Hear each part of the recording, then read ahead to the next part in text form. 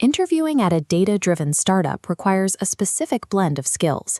You have to write Python code to automate backend workflows, while simultaneously writing SQL to crunch massive datasets.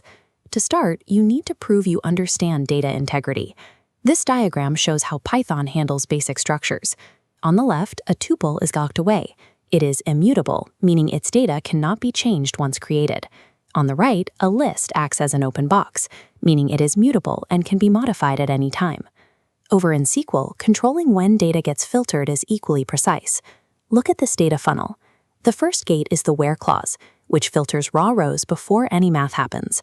Then the data enters the group by chamber for aggregation, before finally passing through the having gate, which filters the aggregated results. In a live coding challenge, evaluating these structures requires tracking your time complexity. Searching through a standard Python list using the in keyword operates at O of n time complexity. Your search time scales linearly with the number of items. Knowing these rules gets you through the screening call. The technical interview will push past memorized syntax to see how you navigate underlying architectural traps. Let's look at one of the most common Python traps. Here is a standard function definition with a default list argument. Below the code, you can see a single persistent bucket. Instead of starting empty every time the function runs, it accumulates items from previous, completely separate calls. The timeline here shows why. The default list is created and locked into memory exactly once during the definition phase. During the execution phase, every subsequent function call reuses that exact same block of memory.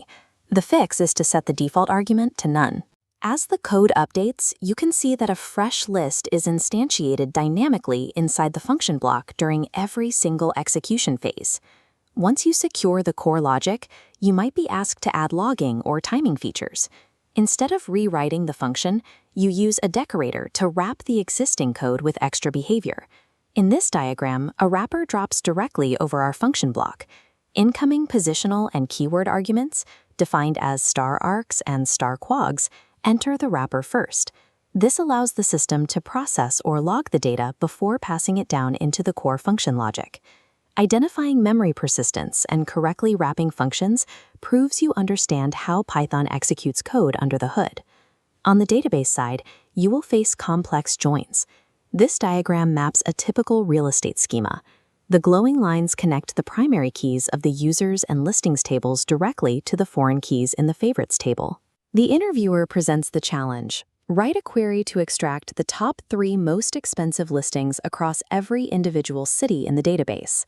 A standard group by clause will calculate the average or maximum price per city, but it compresses the rows too tightly to return distinct individual properties. To solve this, you need a window function. Watch this table of mixed data. Using partition by, the data separates into isolated subtables, creating distinct groupings for cities like Pune and Mumbai without compressing the rows. With the partition set, the order by command sorts the properties by descending price. Then row number stamps a sequential rank onto each row, strictly within its specific city group. To finalize the query, you wrap this logic in a CTE or a subquery. The outer query filters for ranks 1 through 3, wiping any row ranked 4 or higher from the final output. Building queries with window functions shows you can manipulate multi-dimensional data without losing row-level detail. Moving past the technical rounds up to the behavioral interview, the criteria change. Fast-paced teams prioritize how well you communicate and adapt when the environment shifts.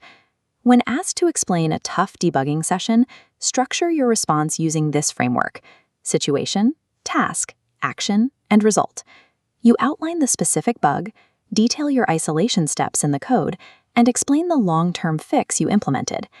If the interviewer asks about changing project specifications, explain your process for clarifying the new goals, discussing trade-offs with your team, and resequencing your tasks to keep the project moving forward.